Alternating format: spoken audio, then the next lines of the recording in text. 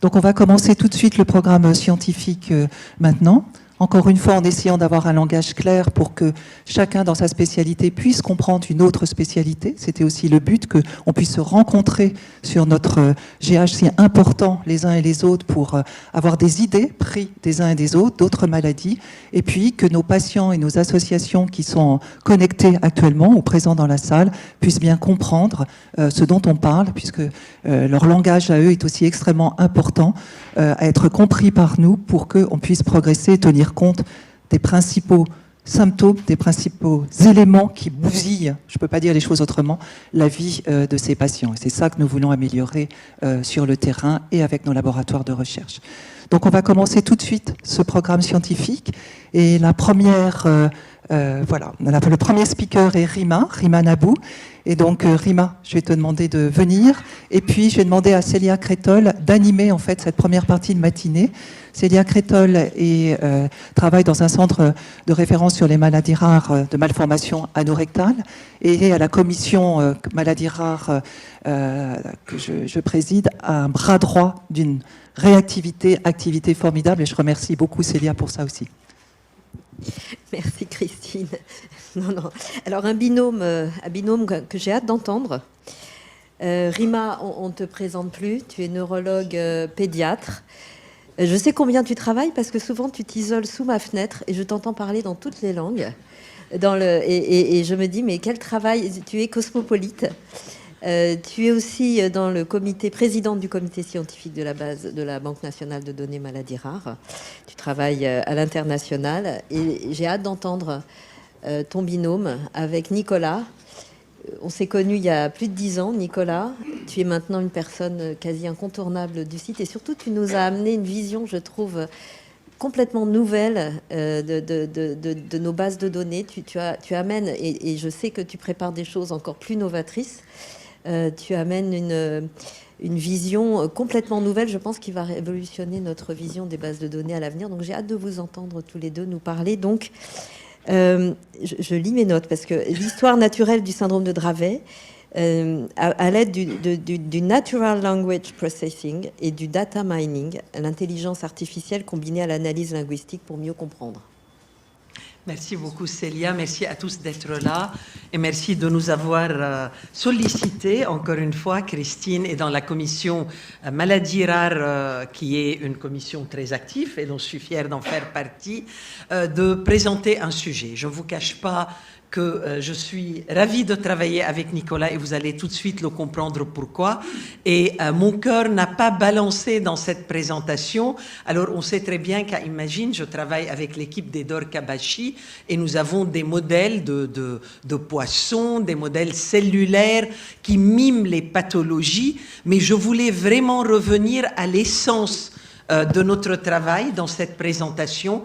Et l'essence de notre travail, c'est la clinique. On l'a dit assez, mais on ne le dit jamais assez. Et ce que nous faisons tous les jours avec les patients et nos petits comptes rendus qu'on a du mal à finir, qu'on reste tard le soir à faire, souvent en français, mais aussi pour nos patients étrangers dans d'autres langues, parce que c'est un point majeur de notre activité de clinicien et de notre lien et de notre devoir vis-à-vis de nos patients.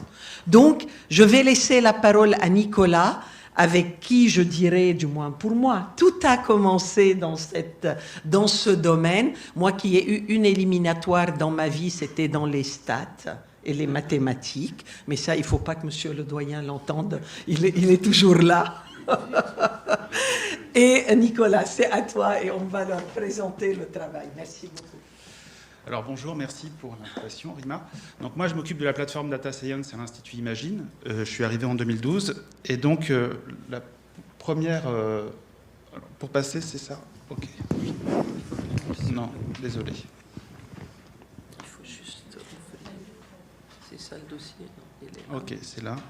C'est bon, il est ouvert. Donc il faut juste... Je passe avec les... Au clavier? Non, au clavier, ça ne marchait pas au clavier. Il faut remettre le... Désolé. C'est lequel qu'il faut aller? C'est juste mettre notre token. Là, il n'y arrive pas. Oui. Ah, il faut ouvrir la présentation. Je croyais que c'était le truc qui était... D'accord, ok, autant pour moi. C'est bon. Oh, ok. Et c'est là. Voilà. Donc, voilà. Vous voyez, c'est moi la personne qui fait la techno. On y va, Nicolas. Moi, je fais que du traitement du langage, c'est tout. Non, juste pour introduire mon topo, je voulais juste parler un peu de ce qui est données recherche, données hospitalières, qu'on oppose souvent, sans doute à raison. Les données de la recherche, ça va être toutes les étapes qui vont être nécessaires pour structurer les données, pour pouvoir faire des analyses statistiques dessus. La plupart des équipes hospitalières doivent remplir des bases de données recherche pour pouvoir faire leurs recherches, et souvent ils les remplissent a priori pour avoir des données normalisées, structurées et immédiatement exploitables. Alors c'est un temps considérable de ressaisie, parce que c'est des données qui saisissent déjà dans le soin, qui vont ressaisir pour la recherche, qui sont souvent incomplètes et pour lequel souvent il va manquer un élément pour répondre à la question scientifique. On va devoir retourner au dossier pour compléter cette base de données recherche. La donnée hospitalière, c'est des données qui sont saisies au cours du soin, qui sont immédiatement disponibles, parce qu'elles sont déjà produites au cours du soin, et normalement elles sont exhaustives. Le problème, c'est qu'elles sont très hétérogènes, cloisonnées entre les logiciels, avec des volumes de données extrêmement divers. Nous, on est parti vraiment du postulat qu'il fallait absolument déjà réutiliser les données hospitalières pour pouvoir générer des hypothèses, pour pouvoir faciliter déjà l'exploration des données, avant même de commencer à les structurer. Et il s'est rapidement posé la question de savoir les données produites au cours du soin, est-ce qu'elles sont structurées, est-ce qu'elles sont textuelles, quel est l'intérêt des données textuelles. Et on a montré en 2020, mais ça a été remontré déjà plusieurs fois depuis, en regardant dans les comptes rendus des patients qui avaient le Covid, dans quel type de données on trouvait les données structurées. On trouvait les données de type comorbidité, donc fumeur, non-fumeur, obésité, hypertension, anosmie, agueusie. Et on montrait que dans plus de 80% des cas, les données n'étaient que dans le texte libre. Ce qui a confirmé notre hypothèse de départ, qu'on a commencé en 2012 quand je suis arrivé, qu'il fallait absolument exploiter les données textuelles, qu'elles étaient riches, qu'elles étaient de qualité, qu'elles permettaient de décrire le patient parfaitement, qu'elles permettaient d'exprimer des doutes, des négations, ce que ne permet pas de faire les cases à cocher qu'on a dans les formulaires. Et donc il fallait absolument pouvoir exploiter ces données textuelles et même inciter le médecin à continuer à rédiger, parce que c'est là où il est le meilleur, et notamment dans un cadre où le patient n'est pas diagnostiqué, où il n'y a pas de cadre nosologique, ce qui rend encore plus compliqué des fois de cocher des cases. Et on va même plus loin, c'est si on code les données à la source, finalement on va coder que ce qu'on connaît et on va perdre toutes les nouvelles connaissances. Donc de cette idée-là, on a créé un entrepôt de données qu'on a commencé à initier en 2012. L'idée, c'était d'intégrer toutes les données produites dans l'hôpital par les médecins, de les intégrer au sein d'une même base de données avec tous les challenges de conversion, d'intégration de données hétérogènes, de fédération d'identité de patients. On a intégré à la fois les données structurées à la source, les données codées, telles que la biologie, les comptes rendus, hospitalisation, consultation, depuis une trentaine de sources de données différentes. On a intégré comme ça 9 millions de comptes rendus, plus de 850 000 dossiers patients, sur lesquels on a pu développer des méthodes de fouille de données qui permettent de faciliter l'exploration de ces données par les médecins. Et c'est là qu'on va rentrer dans le sujet. Vu qu'on intègre beaucoup de données textuelles, il a fallu développer des méthodes de traitement automatique du langage pour faciliter l'exploitation de ces données. En particulier, les négations. S'il y a écrit « le patient n'a pas de diabète », on veut pouvoir considérer que le diabète n'est pas associé au patient. Les antécédents familiaux, le cousin a une maladie de Crohn, donc détecter que ce n'est pas le patient qui l'a. Et aussi travailler sur des algorithmes de restructuration de l'information. Comment on peut extraire des phénotypes, comment on peut extraire des diagnostics qu'on va pouvoir réutiliser ensuite dans des projets de recherche. Et donc pour ça, à partir des comptes rendus des patients, on a eu une première étape d'annotation manuelle des données. Donc on a dû annoter à la main des comptes rendus, donc des centaines de comptes rendus sur lesquels on va dire, ben voilà, ça c'est un phénotype, donc ça c'est une négation, ça c'est un antécédent familial, etc., etc.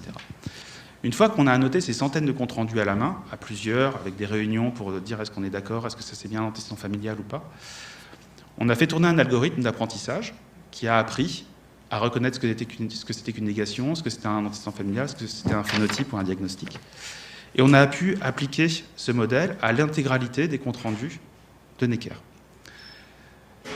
Donc on a extrait à peu près 50 millions de phénotypes et de diagnostics qu'on a pu classer en négation, affirmation, patient, famille. Et une fois qu'on fait une recherche dans l'entrepôt, donne-moi tous les patients qui ont telle caractéristique, on va pouvoir agréger toutes ces données pour avoir une description automatique de l'histoire naturelle d'une population, par exemple. On va même pouvoir extraire l'âge associé au compte-rendu, puisqu'on a la date du compte-rendu, et donc l'âge associé à la première évocation d'un phénotype ou d'un diagnostic dans les comptes-rendus. Alors attention, ce n'est pas l'âge d'apparition du phénotype, parce que les comptes-rendus sont beaucoup plus complexes. Le patient a fait sa première crise d'épilepsie il y a 4 ans, donc on voit bien que la date du compte-rendu ne colle pas. On lui a donné un temps un peu difficile, mais on y est arrivé. Voilà, donc on sait bien, donc là on travaille maintenant sur des méthodes qui vont permettre de détecter la temporalité au sein des comptes rendus pour pouvoir justement avoir des choses beaucoup plus fines et beaucoup plus précises. Aujourd'hui on a l'âge à la date du compte rendu, ce qui est déjà pas mal. Et on a pu intégrer ça donc, dans Dr Warehouse, qui est l'entrepôt de données qu'on a développé à Necker, qui permet d'afficher très rapidement, très facilement pour les médecins, les phénotypes extraits, et sur lequel on va pouvoir faire de l'inférence. Et là, je passe la main à Rima. Merci beaucoup, Nicolas. Merci, Nicolas. Donc, je vais vous montrer à travers 2 exemples comment on a pu utiliser ce travail pour avancer et qui sont des travaux que j'appellerai pilotes parce que le meilleur reste à venir. Je voulais juste vous dire que moi, je travaille en épileptologie et en épileptologie, ce qui se passe, c'est qu'on a commencé un travail qui va se répercuter, c'est une dia colorée, le but n'est pas de voir tous les items, mais une classification qui va permettre aujourd'hui aux médecins, aux patients, aux chercheurs, de comprendre de façon un peu plus structurée de quoi on cause. On est un peu tagué, les épileptologues, que c'est une science qui n'est pas très claire de l'extérieur et nous avons notre façon de penser. Donc il y a eu durant les 10 dernières années un vrai travail de classification pour arriver à ce qui nous est très cher en pédiatrie, qui est le syndrome épileptique, qui est un groupement de caractéristiques, comme tout syndrome en médecine, qui sont basées sur l'histoire du patient, ce qu'il présente comme crise, mais qui est surtout aussi basé sur des critères qui viennent de l'EEG. Le premier travail que nous avons fait avec Nicolas, c'était exprès de faire abstraction de l'EEG, pas parce que le logiciel n'est pas capable de le faire, mais d'être dans un syndrome qui est clinico-clinique et de se baser sur des comptes rendus qui, attention, ne sont pas des comptes rendus d'experts, parce que c'est ça le point. Le but n'est pas de savoir si X, qui est l'expert national ou international en épileptologie, a fait un compte-rendu où il a mesuré tout ce qu'il vient de dire. C'est pas le but. Et du coup, comme je vous disais, le syndrome épileptique a été reclassé avec des définitions pures et très très simples, faites en international pour des pays moins développés que la France, mais dont le but était de savoir qu'un syndrome, comme tout en médecine, ne rigolez pas si j'essaie de vous le dire, parce que vous le savez tous, a des connotations, a un impact sur nos thérapeutiques, notre pronostic et notre conduite à tenir. Et la compréhension de l'histoire naturelle de ces syndromes est majeure. Je l'ai laissé en anglais parce que la traduction en français n'est pas finalisée. Vous voyez comment on fait attention, et ça rejoint ce qu'a dit aussi Nicolas aujourd'hui, au mot, à la force du mot et à la force du verbe, je dirais, c'est pas de moi. Et du coup, on est dans une pathologie qui est définie par des crises prolongées, dans un contexte fébrile, avant l'âge de 1 an, et qui se répète souvent, rapidement, dans les premiers mois après le début de la maladie. Donc, tout de suite, même si tout le monde n'est pas médecin, le grand problème pour nous était comment discerner précocement ces malades de patients qui présentent une pathologie simple en pédiatrie qui s'appelle les convulsions fébriles. 5% de la population font des crises quand ils ont de la fièvre, alors que ces crises ne sont pas prolongées, ces crises ne débutent pas avant l'âge de 1 an, etc., etc. Donc, l'éducation des médecins est un point majeur, et on le fait bien sûr, mais on est dans des syndromes rares que le outreach, arriver à tout le monde pour l'expliquer, peut ne pas être simple. Et ça, c'est une coupure d'un compte-rendu, pour ceux qui connaissent les comptes-rendus. C'est un enfant dont le diagnostic a été fait à l'âge de 6 ans, alors que tous les comptes-rendus répètent le début de cette maladie. Cette maladie, par la suite, le patient développe un retard, il développe beaucoup de types de crises, elle devient plus évidente à l'âge de 4-5 ans. Mais si on regarde dans ce compte-rendu fait par les urgences, cet enfant, sa première crise était à l'âge de 7 mois.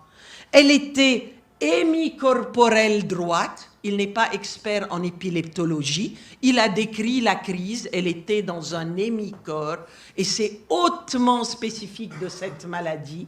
Elle a duré 15 minutes. D'habitude, une crise de convulsion fébrile simple s'arrête en 1, 2, 3 minutes. Et plus que ça, plus tard, la deuxième crise, il était encore à l'hôpital, désolé, il y a l'hôpital, mais c'était ailleurs, des clonies de l'hémicorps gauche. Donc c'est un patient qui a fait des crises d'un côté, des crises de l'autre, prolongées, avec toutes les caractéristiques. Il suffit d'avoir ces 3 termes pour pouvoir penser dès le jour J à cette maladie et de ne pas attendre X années. Et du coup, dans cette maladie, le travail que nous avons fait avec Nicolas, je vais aller dans cette diapo-là, ce que nous avons fait avec le système, avec Dr. Warehouse, on a sélectionné des patients avec ce syndrome, sélectionné des patients avec convulsions fébriles simples, et on a juste, en travaillant sur le système qu'il vous a montré, essayé de comprendre quels sont les mots-clés qui sortent des urgences, du SAMU, des médecins, et qui peuvent, dans un temps futur, probablement, devenir des alertes, des alarmes qui permettent tout de suite de penser à cette maladie et de ne pas avoir des retards diagnostiques. Donc ça, c'était la première partie et le premier exemple. Le deuxième exemple, on est en train de le finaliser et Nicolas vous en a parlé. En prenant au cours des comptes rendus, et ça c'est surtout dans les centres de référence, parce que souvent les patients sont suivis à long cours, en prenant les comptes rendus annuels des patients et en voyant apparaître des termes, on a pu valider dans cette maladie l'histoire naturelle que l'on connaît déjà. C'était une validation pour pouvoir aller vers d'autres pathologies et d'autres histoires naturelles pour des pathologies que nous ne connaissons pas. Et je termine très rapidement avec un autre exemple, et ça c'est un point majeur qui est aujourd'hui dans notre discipline, dans les maladies rares, c'est de trouver les patients similaires que l'on a méconnus avec l'arrivée de nouvelles thérapeutiques, avec l'arrivée de nouvelles prises en charge. Et ça, c'était 2 patients, un vu à Necker, un vu à Toulouse, avec une mutation génétique très rare. Oublions la génétique pour le moment, mais qui avait, en période néonatale et dans l'enfance, des caractéristiques très spécifique. Vous allez me dire, oui, un nourrisson qui a une maladie neurologique qui pleure, c'est où le spécifique? Mais le spécifique est que cet enfant, il avait un opisthotonos, il faisait un type de crise particulier, il avait des troubles du mouvement, il avait des troubles de l'alimentation, etc., etc., etc. Et dans une temporalité très particulière, et ils avaient copié-collé la même problématique. On a été dans les 800 000 dossiers que Nicolas vous a présentés. On a fait tourner la machine, c'est comme ça que je dis, mais vous avez compris que cette machine est très complexe. Et sur les 850 000, on a eu 5 patients avec une similitude qui allaient avec des quotients de similitude, vous voyez, je parle de quotients même, de 60% à 66%. Et quand on a repêché ces patients, on a trouvé un de ces patients, et c'est le patient A, et là je vous montre l'analogie avec des couleurs de tout ce qu'il présentait. Vous vous imaginez comment on aurait pu le trouver autrement en regardant 850 000 dossiers. On a pu trouver un patient qui avait la même mutation et qui avait effectivement la majorité des symptômes dans l'enfance et dans la période néonatale identiques. Donc, l'idée était de vous dire, pour nous, c'était des présentations pilotes, des travaux pilotes qui ouvrent un domaine incroyablement large, immense dans les maladies rares, que l'on rentre par un gène que l'on a découvert pour justement comprendre l'histoire naturelle et la symptomatologie, ou que l'on rentre à l'envers par des symptomatologies très particulières pour rechercher les patients identiques pour qui on espère avoir des traitements spécifiques. Donc, je voulais juste conclure que toutes les données aujourd'hui, et vous le savez mieux que moi, doivent être fair. Et le fair, c'est pour, bien sûr, il faut que l'on les trouve, qu'ils soient accessibles, qu'ils soient interopérables, et c'est un grand travail du Dr Warehouse, et qu'ils soient réutilisables. Les données du dossier médical, jamais je ne dirais qu'elles sont gratuites. Elles sont méga compliquées. Elles coûtent ce que coûte tout notre travail, mais on peut les utiliser sans créer d'autres travail et d'autres points qui vont des registres. Et de toute façon, ces registres, il est impossible de les faire, sauf si je me trompe, et vous pouvez me corriger, pour plus que 7000 pathologies. Ça peut nous aider à construire des algorithmes de diagnostic, de comprendre l'histoire naturelle, de suivre les thérapeutiques sans, encore une fois, être collé à une structure, à un dossier structuré qui peut louper des problématiques que l'on ne peut pas avoir. Et du coup, ce qui est important dans tout ça, c'est de continuer à faire nos comptes rendus, de continuer à avoir des moyens pour les faire, je regarde personne, parce que c'est sûr que c'est une denrée qui est vraiment rare, non, mais qui peut le devenir, mais qui est surtout une denrée extraordinaire. Je voulais juste dire merci aussi à toutes les associations avec qui nous travaillons, aux équipes des maladies rares, parce que nous travaillons beaucoup au niveau du centre de référence des épilepsies rares, justement à peaufiner ce que nous faisons, et nous le faisons souvent en association et en groupe. Et si vous avez des questions, et moi et Nicolas, nous sommes ravis de vous répondre.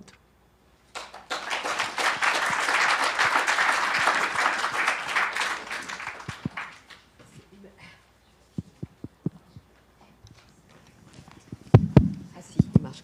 Magistral, je ne sais pas s'il y a des questions.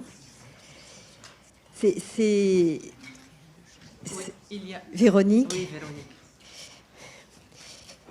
Véronique Abadi, chef de service de pédiatrie. Oui, c'est pas grave. Merci, c'est grandiose et fascinant comme d'habitude. J'ai une question et une remarque. La question, c'est que pour la première partie de ton topo, je vais jouer un peu les troublions parce que les médecins d'autres services n'aient pas fait le diagnostic avant. Est-ce que c'est pas surtout une question de formation? Autrement dit, dans l'histoire naturelle du Dravet, les gens comme toi qui la connaissent par cœur, il faut peut-être... Bon, ok, c'était très amusant, j'allais dire, de vérifier qu'effectivement, dans les dossiers des enfants dont tu fais le diagnostic, on aurait pu le faire plus tôt. Mais est-ce que là, tu pointes pas le fait qu'il faut, et c'est aussi notre mission de maladies rares qui se diffusent, informer. C'était ma première question pour un petit peu... Bon. Et la deuxième, c'est vrai, les comptes rendus. Je veux dire, moi, je dois être une des rares à continuer à dicter, à faire du texte, des trucs qui durent 1 page et demie. Personne ne les lit. Mais c'est dommage, parce que... que toi mais bon, Orbis, avec 2 lignes, où il y a des cases à remplir, et où les comptes rendus des collègues, très souvent, alors que moi je cherche des infos, il y a 2 lignes, attention, ne perdons pas un peu l'aspect, j'allais dire, littéraire, descriptif et clinique de la médecine. Voilà. Tu prêches une convertie pour les 2 points. Mais je veux juste insister sur le fait, pour une pédagogue comme toi, ma chère Véronique, combien d'heures on peut enseigner et combien de postes universitaire on peut donner pour toutes ces pathologies rares. Encore une fois, Dieu sait mon implication dans l'enseignement post les formations, mais je pense qu'à un moment, bien sûr, et tout le travail de classification que nous avons fait à la Ligue, c'était dans ce sens-là, et tout ce que nous faisons dans les réunions, c'est dans ce sens-là, mais à un moment, il faut que nous puissions, à mon avis, n'étant pas une matheuse ni une mathématicienne, savoir aussi introduire des idées de ce type-là dans notre travail, pas pour ne plus enseigner, mais pour peaufiner et pour aider et continuer à diffuser les lacunes qui, de toute façon, sont là. Donc, balancer les deux. Monsieur le doyen, là, il a un point. Mais il y avait une autre... On vous apporte juste un micro, sinon les personnes en ligne n'entendront pas la question ou la remarque. C'est pour rebondir là-dessus, parce que c'est vrai que là, on est dans une réunion maladie rare, donc on met la focale. C'est difficile, l'enseignement, parce qu'il y a aussi des maladies fréquentes, qu'on est à une époque où les étudiants nous demandent de nous concentrer sur l'essentiel, où on compacte la durée d'enseignement, ça, je ne sais pas si tout le monde en est bien conscient, sur finalement un temps beaucoup plus limité qu'avant, et où, in fine, je pense en particulier aux médecins généralistes, ils ont tellement de connaissances à avoir, tellement de situations différentes, que finalement les maladies rares, elles peuvent passer, entre guillemets, à la trappe, c'est-à-dire on ne peut pas tout savoir, on aura des spécialistes qui, etc. Donc c'est vrai que pour nous, les enseignants, les pédagogues, tous présents ici, c'est difficile parce qu'on est coincé entre des impératifs contradictoires. Il faut que les maladies rares soient enseignées et connues. Je les vois plutôt dans une phase déjà d'une formation avancée. Et il faut, et Dieu sait que ce n'est pas le cas encore aujourd'hui, que les maladies fréquentes soient aussi bien connues et bien traitées. Je vais laisser la parole à Nicolas, mais je pense que dans tout ça, on va revenir là-dessus dans la journée, c'est combien on peut construire aussi les réseaux et combien on peut, pour ce médecin généraliste, en lui donnant cette alerte, lui dire celui-là doit aller à l'hôpital, celui-là doit être référé rapidement. Donc le système, l'idée n'est pas qu'il doit connaître le détail de cette maladie, mais comment on peut lui assurer l'alerte pour dire c'est de là qu'il faut, et ce mot-là, cette alerte, crise une fois à droite, crise une fois à gauche, hémicorporel, ben c'est chaque médecin, je dirais chaque observateur, parents non médecins, arrive à l'avoir.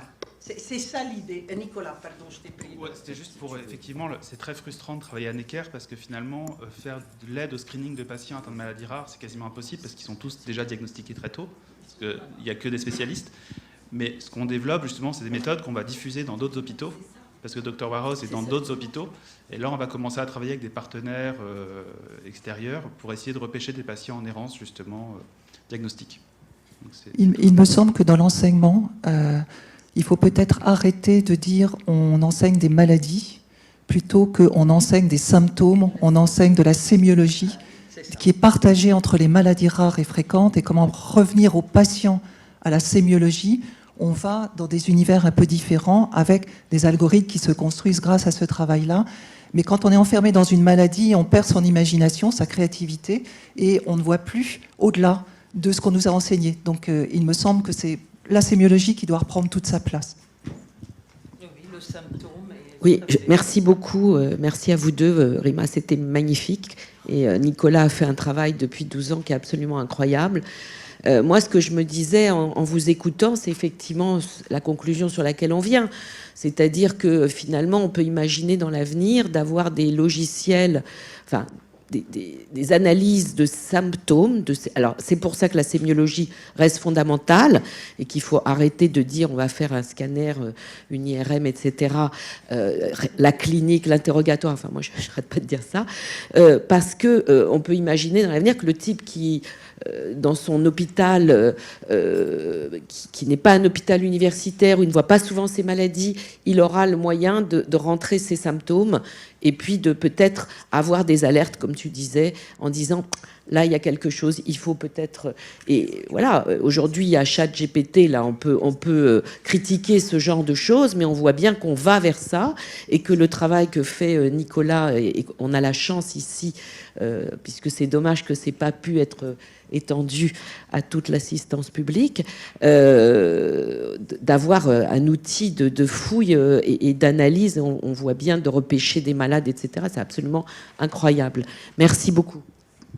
Je me permets juste pour faire un petit commentaire. Là aussi, les algorithmes qui pourraient se développer, il ne faut pas qu'on s'enferme dans des algorithmes et dans des machines, du big data, etc. Parce que l'outil est créé par l'humain et doit répondre à un besoin de l'humain.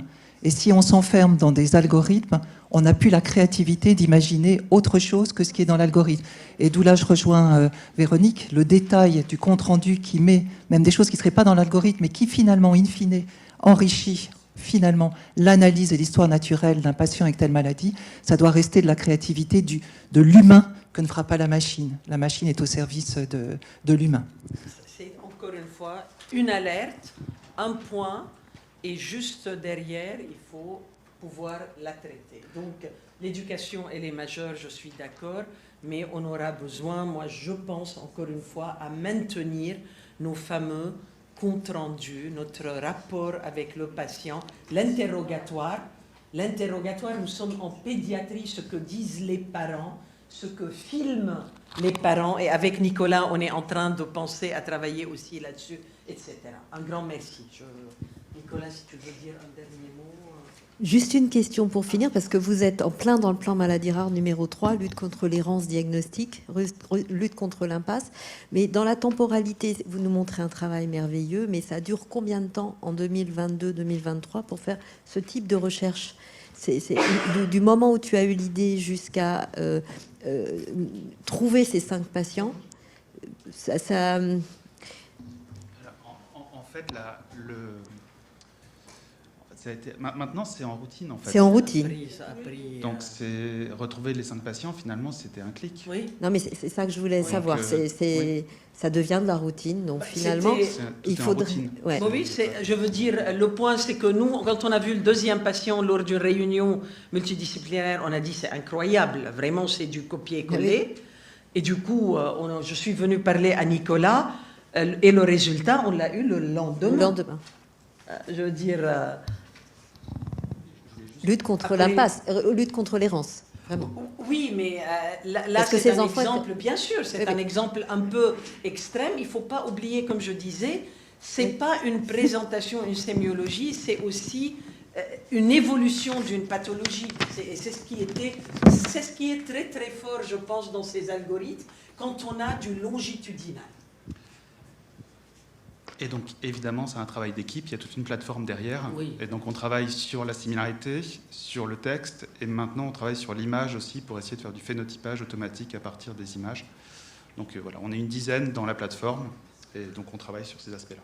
Et travaillons beaucoup avec les médecins. Et étroitement avec les médecins. J'en témoigne. Bravo. Merci infiniment.